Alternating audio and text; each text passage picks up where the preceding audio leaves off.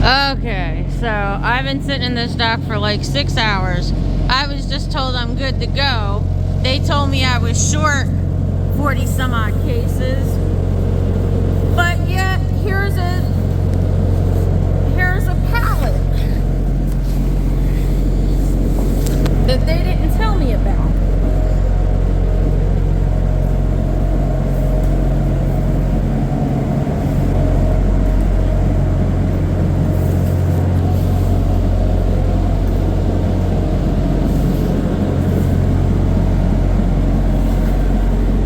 See if I could get a picture. Hey guys, now I got to my delivery last night around midnight for a 1 o'clock appointment. Alright, they've had me in the dock all this time. Now it's like 5:30 in the morning, right? And there's a whole pallet on the trailer, which they told me that I was 40 cases short. They didn't say anything about the pallet on the trailer. Now what they marked on here, they circled the right product number and they put the right product number up on the product number they circled matches what's in the box, what's in the trailer. Well, it turns out that they ordered 160 of an item, they got 200.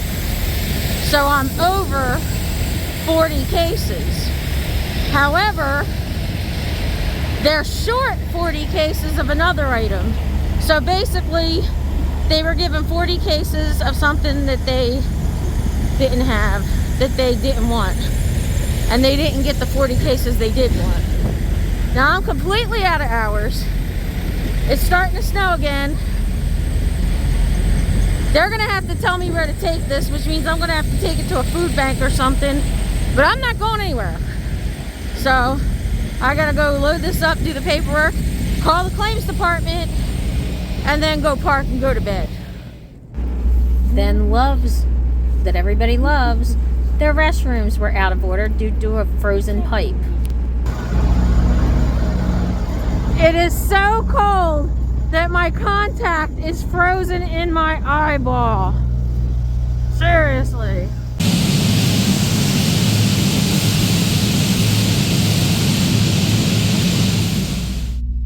Hi guys, and welcome to Trucking Along with Kiersey. That's me, your positive voice in trucking. So now I get to tell you the full story. Okay, you're gonna see a little snippets here and there of what happened, but basically I went to go after the last video where you saw me go to sleep. I pretty much slept I was in bed for a few hours. I went to the customer at midnight. I had a midnight appointment. I had a 1 a.m. appointment, so I got there at midnight. They did not get me empty until like 5 in the morning, 6 in the morning, something like that. So they told me that they were 4 cases short. Well, I pull out from the dock and there's 4 cases on the trailer that they didn't tell me about. Okay. This is one thing that I've noticed, that new people, even though they have to go back there and close the doors, they don't always look in the trailer. They don't always look at the bills to make sure everything's okay. So I climb in the trailer, and I have a video of that, and I'm checking out the product number.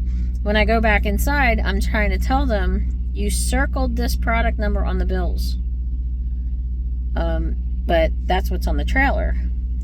But then they claim they were short on a different product. So I'm like, what's going on? Like, you know, and they basically were shorted 40 cases of one product, but given 40 cases of the wrong product. But they didn't tell me that.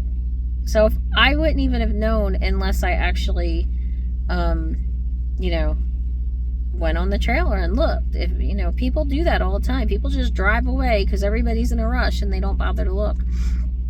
Unfortunately, some people just don't realize that's part of this job too, is to make sure all the product is okay, all the paperwork is right, the billing's right. So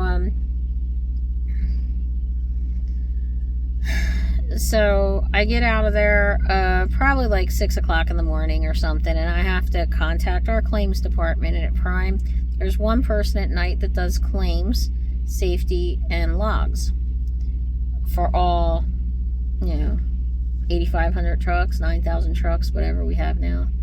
So, I understand that sometimes people can get bogged down or,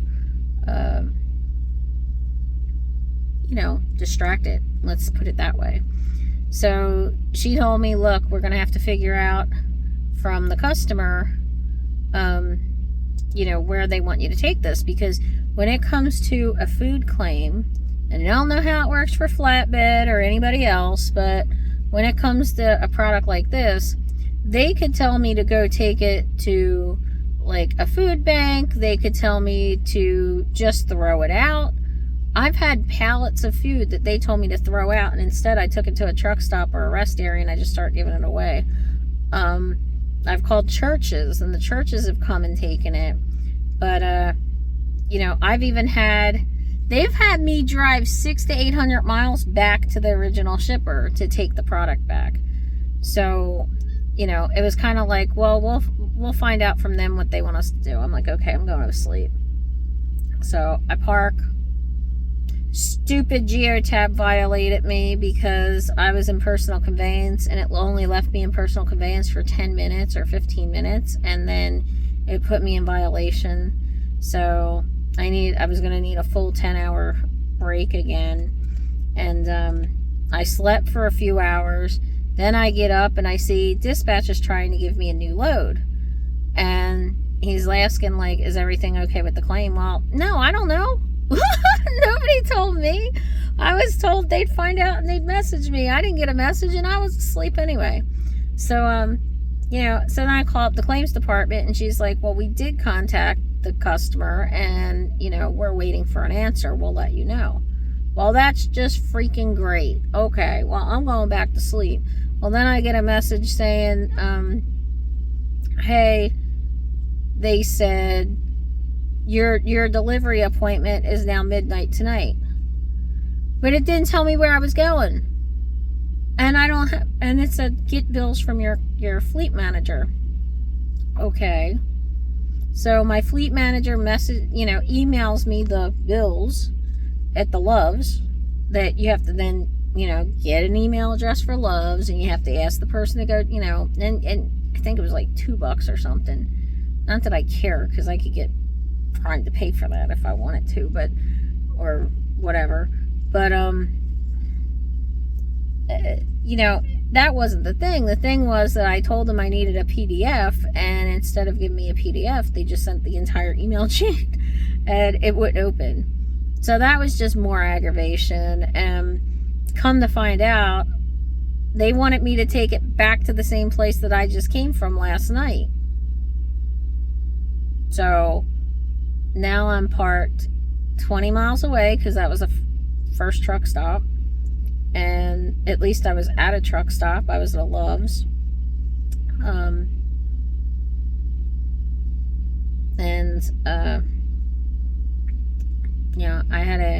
So then I'm like, okay, I have to go back up there. So, I should be getting layover pay for this.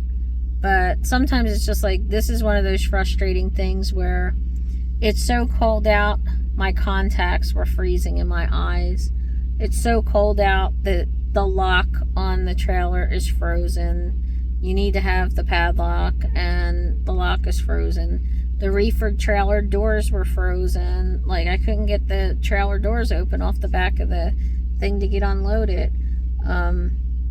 There was so much salt all over this entire truck. It's all over me. And so I went and got it. I got it washed. And, then that's another issue, because I have to pick up a frozen load now. So I did go and deliver that one pallet. Amazingly enough, they only had me in there an hour and a half, which they took like 5 or 6 hours the night before. Then I went and got the truck and trailer washed, got it washed out. But now I need to get a frozen load, which is supposed to be negative 20 degrees. Well, I'm letting it dry out first.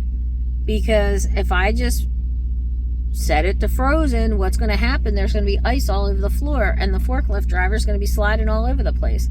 And this is some things that people don't think about. There are some people that say, I'm not wasting my fuel, I'm not doing that. But number one, that's inconsiderate. Number two, it's dangerous for some people, and you just shouldn't do that. You know, have some consideration. So I gotta let that dry out a little bit. Plus, it's so cold outside that once it dries out and I set it for -20, though it's actually -4 right now, and the wind chill is -25. So it's not going to use so much fuel because the outside temperature is going to be pretty close to what we need to keep it for the ice cream. Which, I can't believe I'm picking up ice cream in this weather. But, like, check this out.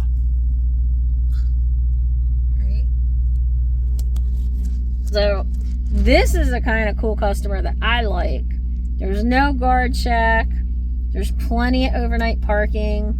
So I went right from getting out of the customer at 1:30 in the morning. I went to the Blue Beacon, got washed out, went right next door to Pilot, and you know, fueled the truck, put some more anti-gel in, put anti-gel in the reefer tank, and you know, and then I came down here and parked. So I'm gonna go to sleep, but it's been a long day. Oh, and then the pipes burst at Love's, so the restrooms were closed. So where the distribution center I went and delivered to, most of the people were parked at that particular Love's because that's the closest you know, truck stop to that particular distribution center. So they had one restroom and a bunch of truckers in there waiting in line. So this goes back to always have a porta potty on the truck, always have food on the truck, always make sure that you really have bunches and bunches of layers of clothes. And I'm going to show you some pictures of Louisiana. Some friends of mine sent me some pictures of you know, their neighborhood and where they were driving through, and you know, in Louisiana. And it is so cold that I think I'm just going to leave this truck run tonight. So comment down below and let me know if you're in a better part of this world with temperatures that are much better than this. Please pray for us all. No, you know, let me know. Are you suffering through weird mechanical stuff? Is all your stuff freezing? Or, you know, or maybe you're just a North Pole kind of kid and you just love that winter weather. I don't know. I don't. I could never live in Alaska. You know, Vegas is looking better and better for me to go move to. But thanks, guys. Have a great day, and I hope to see you out here trucking along. Bye.